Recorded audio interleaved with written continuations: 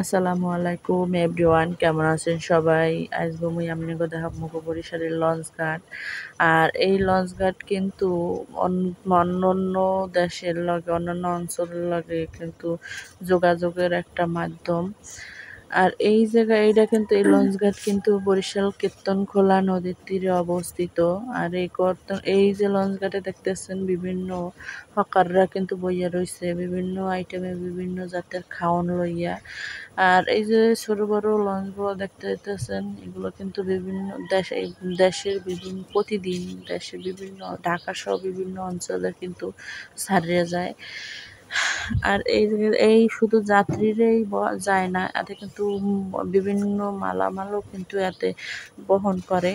কিন্তু আর বরিশাল শহর কিন্তু এইটার বরিশাল শহরের সাথে আর লঞ্চ ঘাট অন্যান্য দেশের সাথে কিন্তু যোগাযোগের একটা গুরুত্বপূর্ণ মাধ্যম, যা বললে বোঝানো যাইবে না।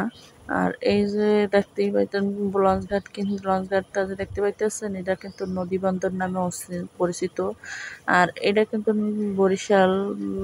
বরিশালের যে নদীটা, এটা হলো কীর্তনখোলা নদী। এটা কীর্তনখোলা নদীর তীরে বরিশাল শহরটা অবস্থিত। আর ঢাকার সন্ধ্যার পর কিন্তু অনেক লঞ্চ কিন্তু এই জায়গা দিয়ে ছাড়ে যায়। তখন এই সন্ধ্যার পরে কিন্তু যাত্রীরা সমাগম বেশি থাকে।